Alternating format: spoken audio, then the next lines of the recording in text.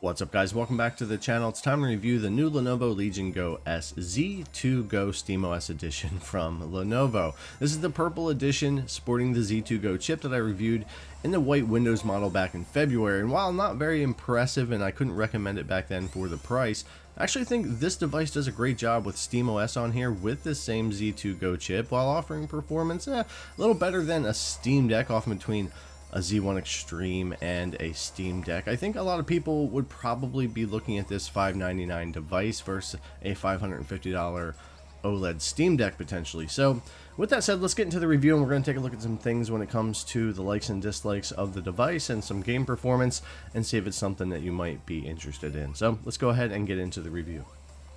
So we won't spend long here. I covered the unboxing in my first impressions video, and I'll put a link in the description if you want to check that video out as well. But basically, it's a simple unboxing. You get your typical startup guides, paperwork, 65-watt charger, and of course, your new Legion Go SZ2 Go device itself. Nothing amazing or fancy, but everything you need to get going in gaming. Also, no case with the Go S devices either. Something nice about the original Legion Go and the Steam Deck were the included cases that I wish we did see more often with handhelds, and I do wish Lenovo would have opted to maybe have a case with all of their handhelds. It's just a nice touch, but regardless, this is what we got here when it comes to the Z2 Go.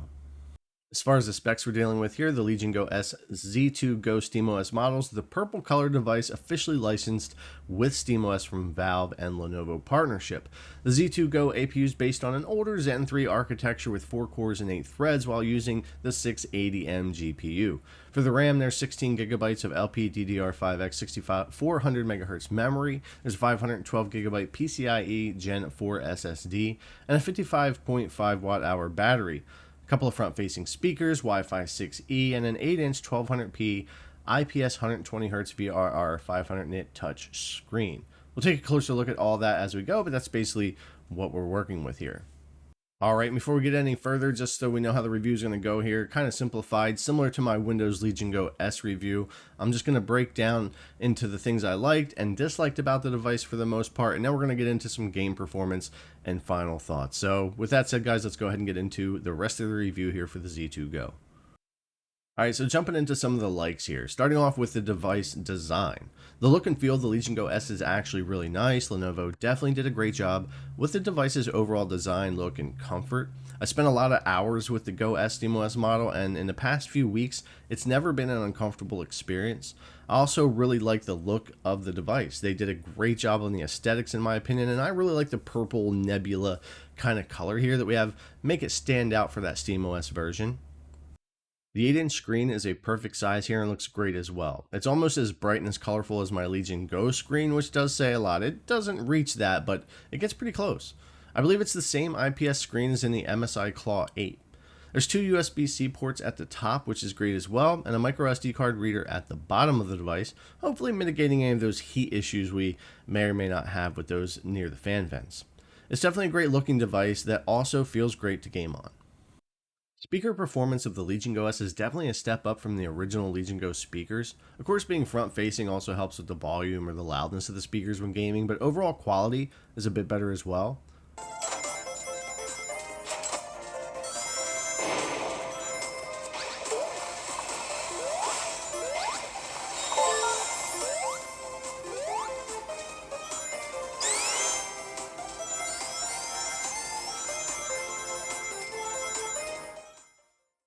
They may not be as good as my Ally X or my MSI Claw 8 speakers, but they are definitely improved over what we saw on our original Legion Go.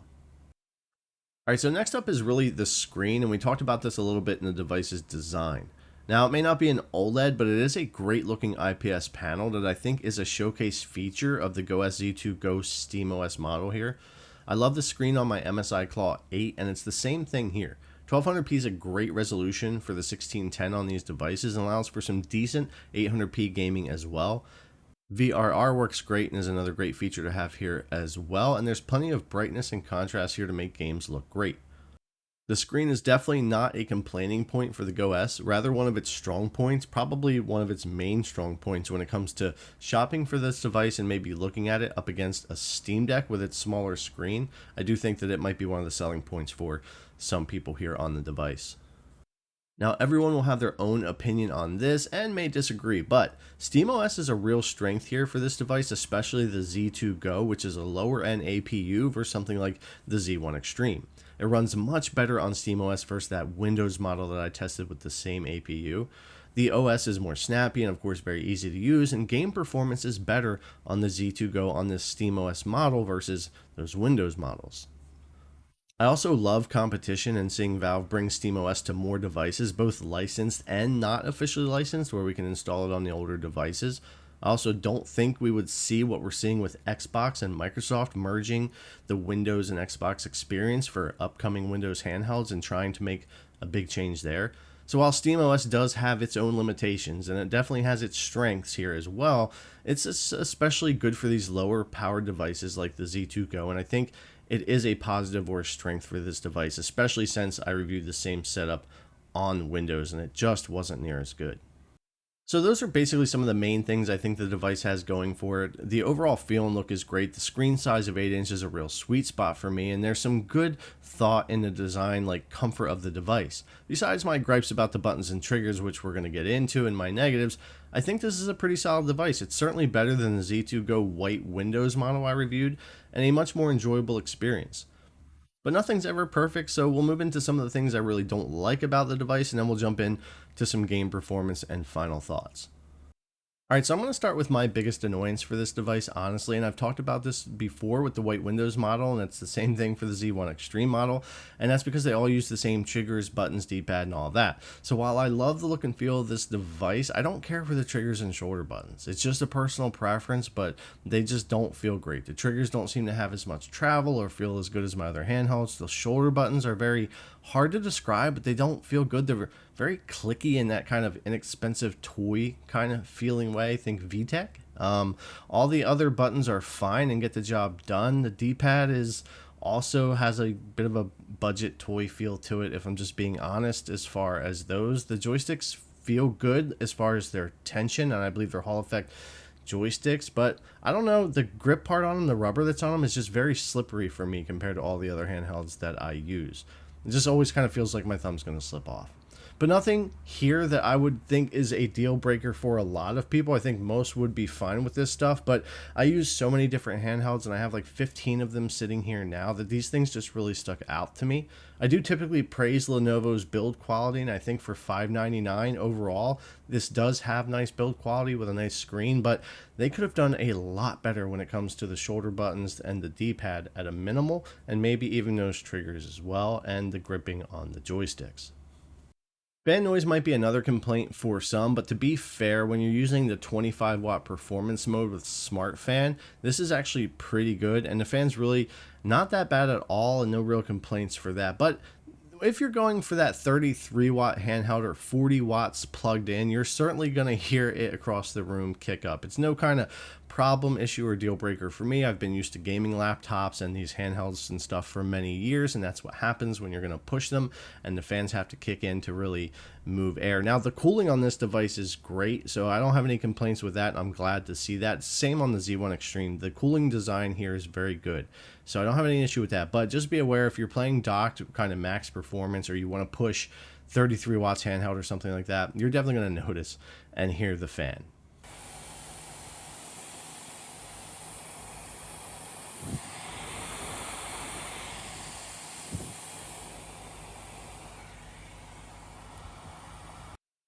Now, battery life, as I mentioned, that's a 55.5 watt hour battery in the Go S, and seeing the size of the device, I would have preferred maybe closer to that 80 watt hour battery we've seen in some other devices.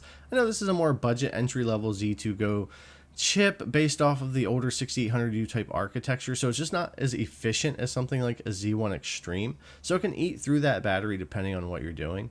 Using the Go S's performance mode, you're going to still get, though, about 2 or 3 hours of battery life depending on the game, so it's not going to be a huge complaint for a lot of people. But up the TDP to like that 35 watts available handheld if you're really trying to play something difficult to run, and of course you're going to drop yourself down to more like that hour and a half, definitely less than 2 hour mark. Obviously, running easier games and bringing down the TDP will result in more battery life, but also much less performance, as this more inefficient chip doesn't scale as well as the newer stuff like a Z1 Extreme or upcoming chips or newer stuff that's out now. So this makes battery performance kind of all over the place depending on how you're using the device. I'm not saying it's really bad per se or anything like that. It's just something to be aware of and to consider when you're looking at this. What kind of games you're going to play, what kind of battery life do you want to get out of it, and what you're going to be pushing this thing to do. So it's not a huge negative, but I would have liked to seen something a little better, seeing how much power this thing can soak up.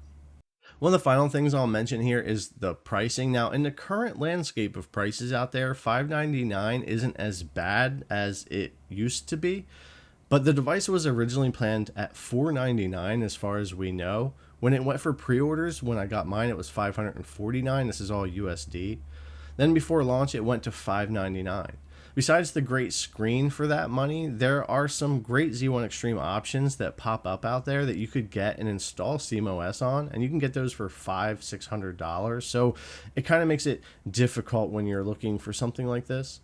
I'm sure we'll see a sale on these, though, eventually $50-100 off, which would be a decent grab. These Lenovo devices do tend to go up on sale quite often. And at the end of the day, everyone has to decide for themselves what is or isn't worth the investment. We're putting this up against like a $549 Steam Deck OLED. The build quality of that, the buttons and everything are definitely better than what's on the Legion Go S. But the Go S Z2 Go does have that larger screen, which I think is a big selling point, and it does offer better performance in general than the Steam Deck. Like I've said before, performance between a Steam Deck and the Z1 Extreme in many games. So it's a hard one here when it comes to the pricing. It doesn't feel as bad to me now that it's been some time at the $599 looking at the landscape of devices. But really, I think something like this should have stayed at that $499 to $549 and been more competitive, especially when it comes to some of the button build quality and all that. But again, just kind of look into what all of your options are. I just think a lot of people are going to be comparing this to a Steam Deck and deciding which one to get if they are getting kind of an entry level or more budget device like this. All right, that's a lot of the goods, the bads, and all that. I want to get into some game performance and final thoughts. The game performance is definitely going to be kind of like a driving factor for why someone will or won't buy something like this or a device like this. Ultimately, this is a more budget-friendly device, even if I think it's on the edge of pricing for that category. So its aim is more for easier to run or older titles that the device won't struggle with. That's not to say you can't play some of the newest, more demanding games, and that experience will definitely be hit or miss depending on the game, optimizing, and all of that. For most games, including something like Cyberpunk, the Z2 Go falls somewhere between a Steam Deck and a Z1 Extreme device when it comes to just raw performance, like the Legion Go or the ROG Ally. Expect to be utilizing upscaling features like FSR to help with performance at 1200p, and for harder to run games, upscaling for 800p as well. Just be aware of what the capabilities are here and what type of games you want to play. If this isn't going to get you to where you want for performance or to play the type of games you want, you might want to look for an existing deal on a Z1 Extreme and get a nice deal there, or wait for an upcoming Z2 Extreme device and invest a little more money for something you might use for a longer time. This again is a tough one because game performance can certainly be all over the place depending on what kind of games you want to play, but just be aware this device is more geared for those easier to run games, not necessarily all the harder to run AAA titles we're going to see coming out in the next 1, 2, 3 years, or even some of the ones that have already come out over the past year or two. So again, just do your research and make sure that something like this is going to give you what you're looking for, and if not, start looking around for something to step up to a little bit better performance. So we've covered a lot here for Legion Go S, SteamOS Z2 Go, and at the end of the day, it's up to you if this device is something that you want to try. I've offered as much fact and personal opinion as I can here to help you make the decision. As a short recap, I still love how the device feels to hold and to game on, minus my issues with the buttons, triggers, and all those complaints, which may or may not be an issue for you. Like I said before, the larger 8-inch screen is really the standout feature here. Having SteamOS officially licensed is so far giving me a better version, a better experience than installing it myself on my older Legion Go or something like that. It just seems to have more features and work better, at least for now. I certainly prefer this Z2 Go version over the Windows version, and SteamOS really makes this chip more usable. I think a lot of people in this $500 to $600 USD price range will be looking at this Z2 Go device and an OLED Steam Deck at that $550 range. Overall build quality and comfort of the Steam Deck is still better than the Z2 Go in my opinion, I think the main reason you might pick the Z2 Go over a Steam Deck is the screen size and the overall little bit better performance that you will get. It's an exciting time in handheld gaming, and it's only going to get better over the next few years. Do your best research and buy the device that fits your needs and personal preferences the most. I hope this review was helpful and answered some questions you may have had about the Legion Go S SteamOS Z2 Go handheld. As always, thanks a lot for coming to watch, and I will see you guys in the next one.